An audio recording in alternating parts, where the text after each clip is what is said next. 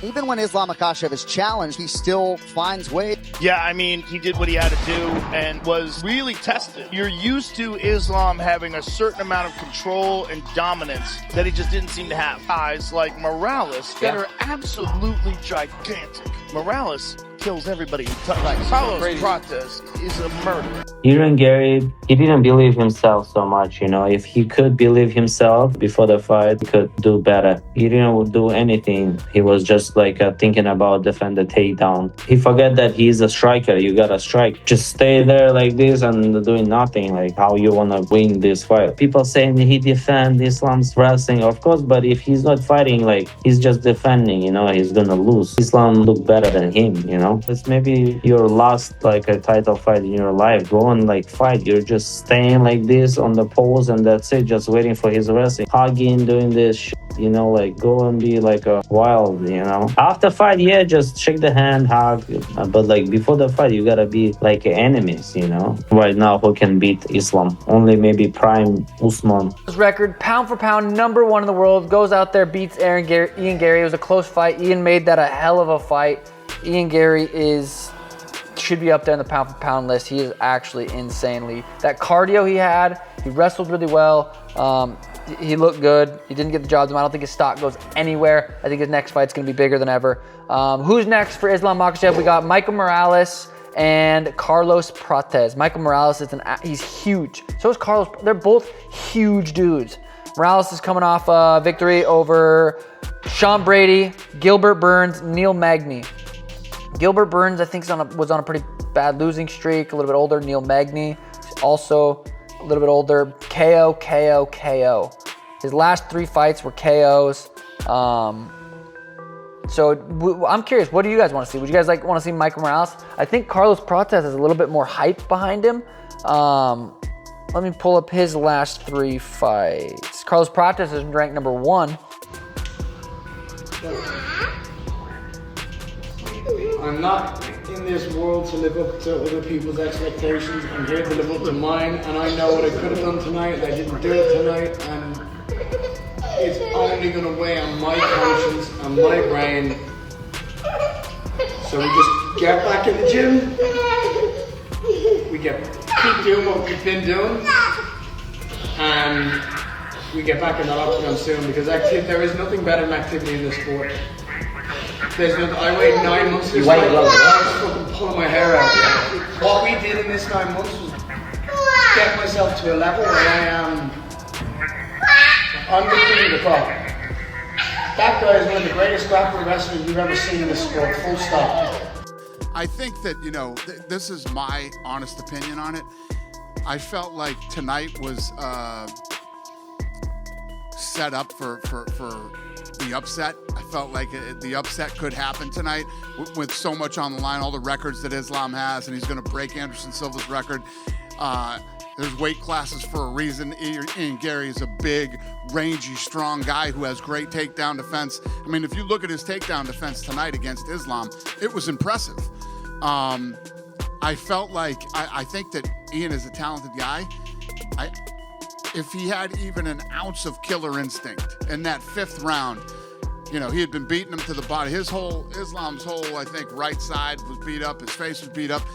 You don't come out and hug and shake hands in the fight. That drives me crazy when there's so much at stake. And there's also, you know, a lot of mental, you know, gamesmanship, whatever you want to call it in this game.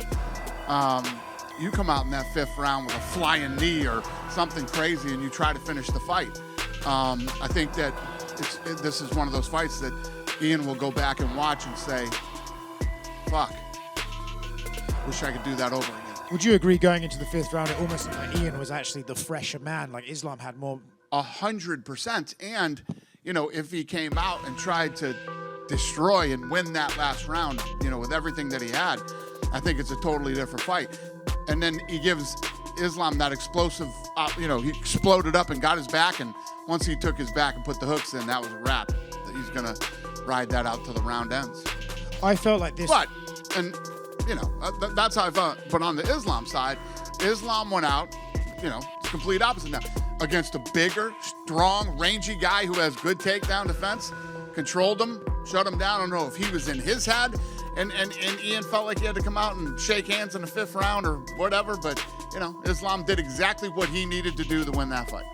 Do you feel like what Islam is now doing at welterweight is more Ian Garry may have walked into UFC 330 as the underdog, but the biggest takeaway from this fight is not simply that Islam Makhachev won. It is that Garry made people seriously question whether Islam was about to suffer one of the most difficult nights of his career, and that is exactly why the reaction around this fight has been so intense. For a fighter with Islam's reputation, there is a massive difference between winning a difficult fight and looking completely comfortable from beginning to end.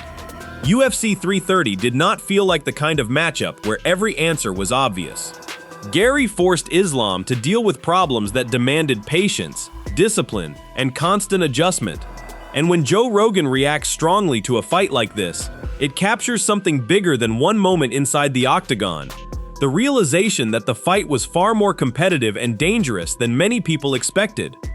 That is what makes Ian Garry's performance so interesting. He did not need to completely dominate Islam to change the conversation. He simply needed to show that Islam could be pushed into uncomfortable territory. And for long stretches, Garry appeared capable of doing exactly that. Going into this matchup, the obvious storyline was Islam's control. His ability to blend striking with wrestling, dictate where exchanges happen, and force opponents into exhausting positions has made him one of the most difficult fighters in the sport to solve. Against someone like Garry, however, the questions were different. Could Garry keep enough distance to prevent Islam from establishing his preferred rhythm? Could he make Islam pay whenever he entered range? Could he stay composed if Islam started putting pressure on him? And perhaps most importantly, could Garry turn his physical advantages and striking ability into something that actually changed the structure of the fight? Those questions mattered because Garry was not simply facing another opponent. He was facing a fighter whose greatest weapon is often the ability to make opponents fight the kind of fight they do not want to fight.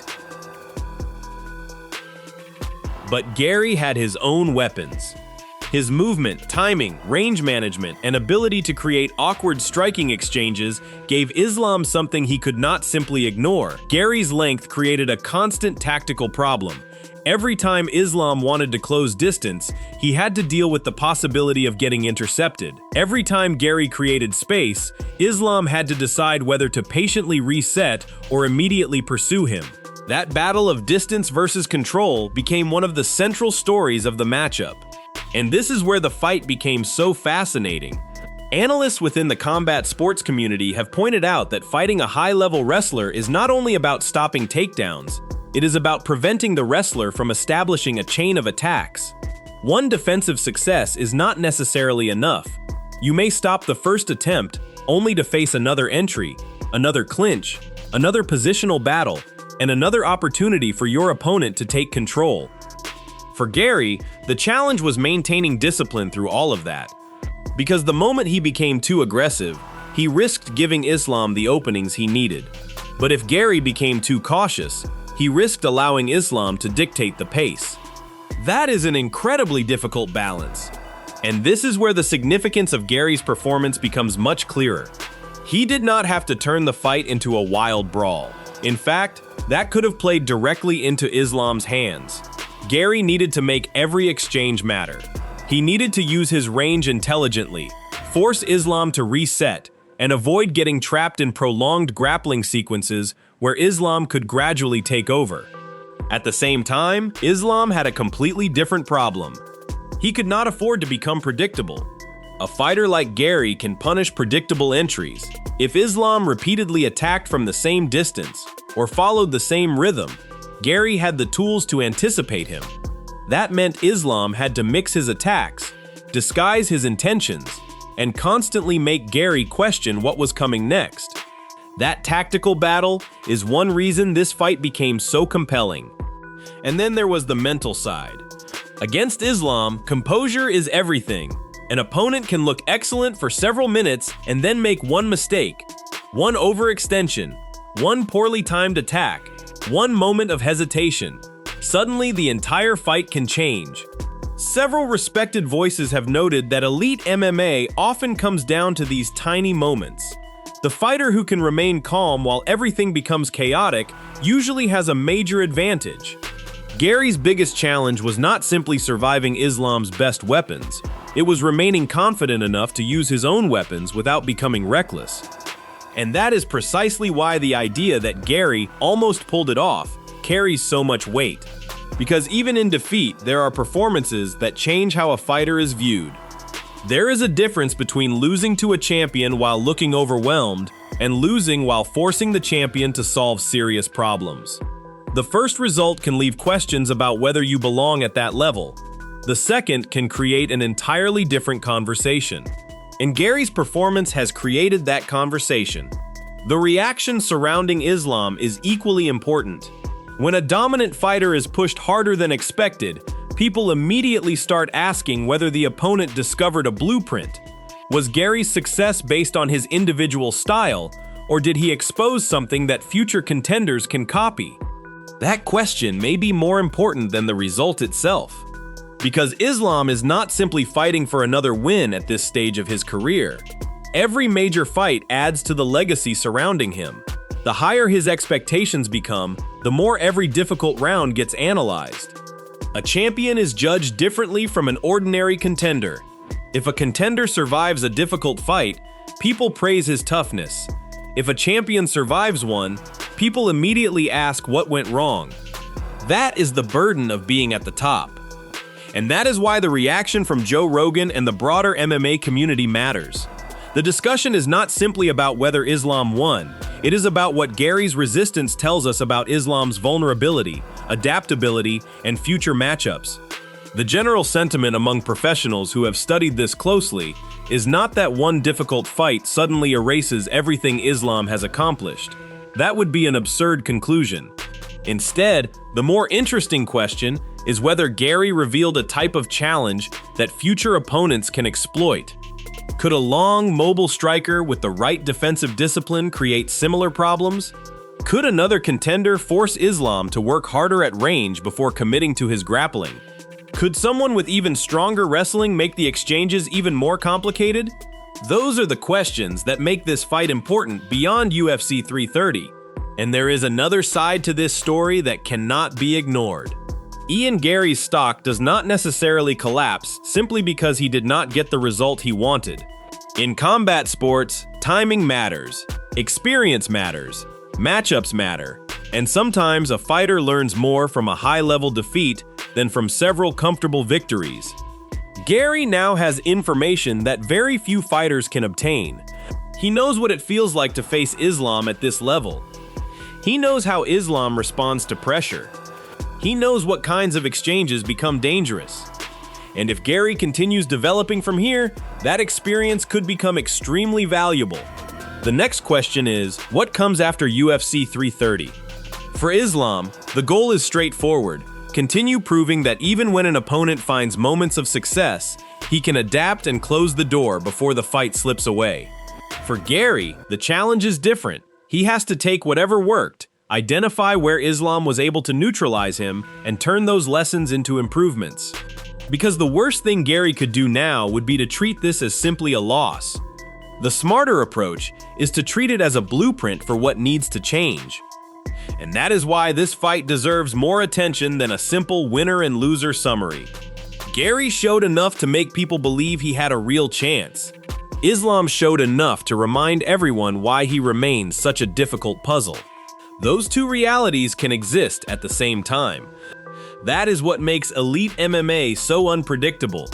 One fighter can have the superior reputation, the stronger resume, and the proven championship experience, while the other fighter can still create moments where everything appears to be slipping away. And when that happens, the reaction is naturally going to be enormous. Joe Rogan's intense reaction becomes part of the larger story because it reflects what many fight fans felt while watching the matchup unfold. This was not supposed to be an easy night for either man. The bigger lesson may be that Islam's greatness is no longer measured only by how easily he wins. It is measured by how he responds when an opponent refuses to follow the expected script. and Garry's legacy from this fight may ultimately depend on what he does next. If he returns stronger, improves the areas that Islam exposed, and eventually finds himself back in another championship-level matchup, UFC 330 could eventually be remembered not as the night Garry failed to beat Islam, but as the night he discovered exactly what he needed to become a better fighter. That is the real question now. Was UFC 330 simply a difficult night for Ian Garry, or did Garry show the rest of the division that Islam Makhachev can be pushed into uncomfortable territory? And if Garry really was that close to pulling off the upset, what happens if he gets another opportunity with the lessons from this fight still fresh in his mind? Let me know what you think. Did Ian Garry reveal a genuine blueprint for beating Islam? Or did UFC 330 simply prove that even when Islam is pushed to his limits, he still finds a way to get through the danger? Subscribe for more combat sports news, fight analysis, reactions, and predictions.